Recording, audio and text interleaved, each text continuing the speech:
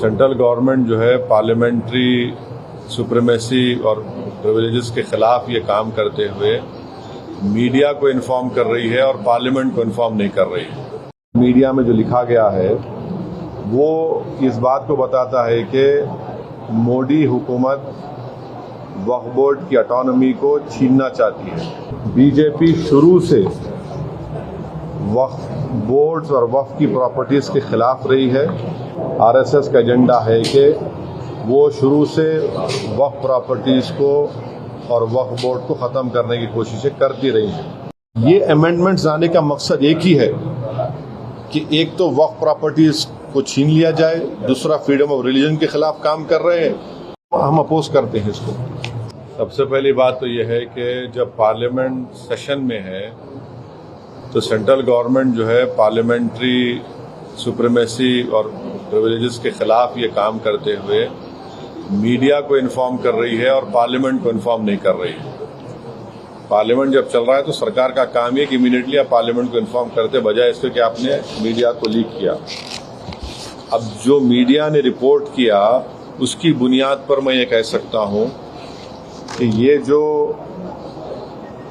Propose amendments है, जो media में जो लिखा गया है, वो इस बात को बताता है कि मोदी हुकूमत वक्फ बोर्ड की ऑटोनॉमी को छीनना चाहती है और वो इंटरफेयर करना चाहती है वाकिफ के मंशे के खिलाफ कि किस तरह से उस वक्फ की प्रॉपर्टी को चलाया जाए, और ये खुद फ्रीडम ऑफ रिलीजन के खिलाफ है, नंबर 1। दूसरी बात यह है कि बीजेपी शुरू से वक्फ बोर्ड्स और वक्फ की प्रॉपर्टीज के खिलाफ रही है और इनका एक हिंदुत्व का एजेंडा है, आरएसएस का एजेंडा है कि वो शुरू से वक्फ प्रॉपर्टीज को और वक्फ बोर्ड को खत्म करने की कोशिशें करती रही हैं। तीसरी बात यह है कि अब जो मीडिया के रिपोर्ट्स के ऊपर मैं अपना ये रिएक्शन दे रहा हूं कि एक बार किसी प्रॉपर्टी को वक्फ डिक्लेयर कर दिया गया तो हमेशा वक्फ रहता है। तो वक्फ एक्ट जो है 54 का है और 96 का है, जो 96 के एक्ट तो 2013 में अमेंड किया गया। वो सर्वे कमिश्नर को पावर्स देता है और सर्वे कमिश्नर को अपॉइंट कौन करती है? State government. तो सर्वे कमिश्नर वक्फ प्रॉपर्टीज आइडेंटिफाई करता, उसके बाद लिस्ट ऑफ वक्फ प्रिपेयर होती है सर्वे कमिश्नर की तरफ से, और वो सर्वे कमिश्नर जो स्टेट गवर्नमेंट का अपॉइंटी है उसको स्टेट गवर्नमेंट को भिजाता और state government gazette notification issue करती है। तो गजीट नोटिफिकेशन खुद एक ऑफिशियल एक्ट है और अगर गजीट नोटिफिकेशन 1 साल तक चैलेंज नहीं होती तो वो फाइनल हो जाती है और नेचर ऑफ वक्फ हो जाता है। इसको ये लोग चेंज करना चाहते हैं, यानी जो पहले से वक्फ हो चुकी हैं प्रॉपर्टीज, अब दोबारा उनको एस्टैब्लिश करना पड़ेगा कि ये वक्फ है। ये इम्पॉसिबिलिटी है। दूसरी बात यह है कि गजीट का जो कंक्लूसिव नेचर है उसको आप डाइल्यूट करना चाह रहे हैं। मानिए अब कई लोग वक्फ की प्रॉपर्टीज में एंक्रोचर्स है, इलीगल तरीके से वहां पर है, तो इनको एक मौका मिल जाएगा कि वो वक्फ प्रॉपर्टीज को बोलेंगे कि हमारी प्रॉपर्टी है, वक्फ की प्रॉपर्टी नहीं है। और कोई भी प्रॉपर्टी में ये झगड़े होते कहीं ना कहीं, तो उसको एक एंक्रोचर्स को एक मौका मिल जाएगा। तीसरा न्यूज रिपोर्ट ये बोलता है कि अमेंडमेंट इन एस्टैब्लिशमेंट और कंपोजिशन ऑफ वक्फ बोर्ड, तो ये एक्ट खुद ये बोलता है कि हर स्टेट में एक वक्फ बोर्ड होना चाहिए और बोर्ड रिस्पॉन्सिबल होगा उसके एडमिनिस्ट्रेशन और मैनेजमेंट ऑफ वक्फ प्रॉपर्टीज के लिए। अब अगर आप अमेंडमेंट करेंगे establishment and composition of Waqf board में तो एक एडमिनिस्ट्रेटिव क्योस होगा, loss of autonomy Waqf board का होगा, और ये गवर्नमेंट का जो कंट्रोल है वक्फ बोर्ड के ऊपर, गवर्नमेंट का कंट्रोल बढ़ेगा तो वक्फ के इंडिपेंडेंस पे बहुत बड़ा असर पड़ेगा। चौथी बात उसमें यह है कि वक्फ ट्रिब्यूनल्स है।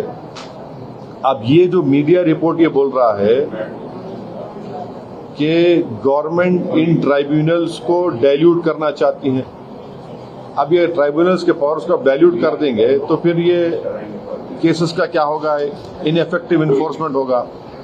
पांचवी बात जो मीडिया रिपोर्ट्स के ऊपर मैं बोल रहा हूं आपको, इसमें लिखा गया कि अगर कोई डिस्प्यूटेड प्रॉपर्टी है तो डिस्प्यूटेड प्रॉपर्टी का ये लोग बोलेंगे नहीं प्रॉपर्टी डिस्प्यूटेड है, इसका सर्वे हम कराएंगे। अगर कोई प्रॉपर्टी डिस्प्यूट है तो उसका फैसला जुडिशरी करती।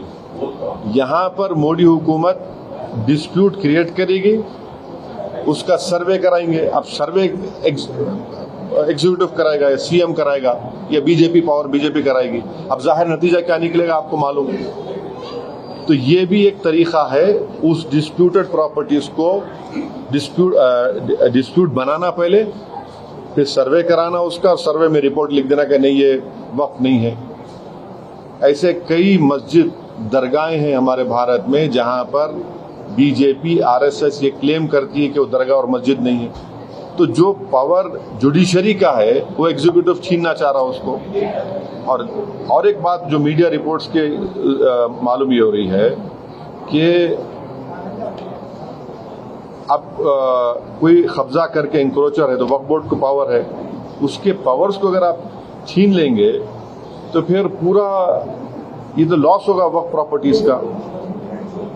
अच्छा, उसमें एक और मीडिया रिपोर्ट में बात आई है, amendment to the process of Waqf board.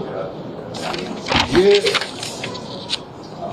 जो वाकिफ होता है वो अगर मेरी प्रॉपर्टी में बोलता हूँ वक्फ बोर्ड को मैं दे रहा हूँ, मैं वक्फ कर वाकिफ हूँ, मुतवल्ली मैं रहूंगा किसी और, वो आप बोल रहे वो भी नहीं रहेगा।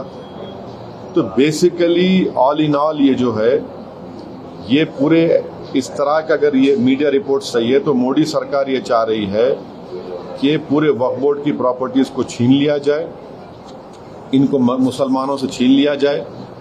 और वो थ्रेटन कर रहे हैं वक्फ की प्रॉपर्टीज का जो कंट्रोल है वक्फ बोर्ड्स के ऊपर, ताकि उसमें तमाम लीगल एम्बिग्युइटीज पैदा हो जाना, और इससे और वक्फ की प्रॉपर्टीज का नुकसान होगा। तो अब ये कंप्लीट सिस्टम को जब ये लोग अगर मीडिया रिपोर्ट्स सही है चेंज करना चाह रहे, उसमें कुछ ये करना चाहे, तो कोई भी आगे बढ़कर प्रॉपर्टीज को वक्फ नहीं करेगा। और आप देखेंगे कि कई मुसलमानों के मस्जिदें हैं, दरगाहें हैं जहां पर हिंदुत्व की ऑर्गेनाइजेशन आरएसएस बोलते कि नहीं है वो। तो ये अमेंडमेंट्स आने का मकसद एक ही है कि एक तो वक्फ प्रॉपर्टीज को छीन लिया जाए, दूसरा फ्रीडम ऑफ रिलीजन के खिलाफ काम कर रहे हैं, और डिस्प्यूट अगर है तो जुडिशरी डिसाइड करेगा, एग्जीक्यूटिव कैसा करेगा। तो ये चीजें हैं जिसका हम अपोज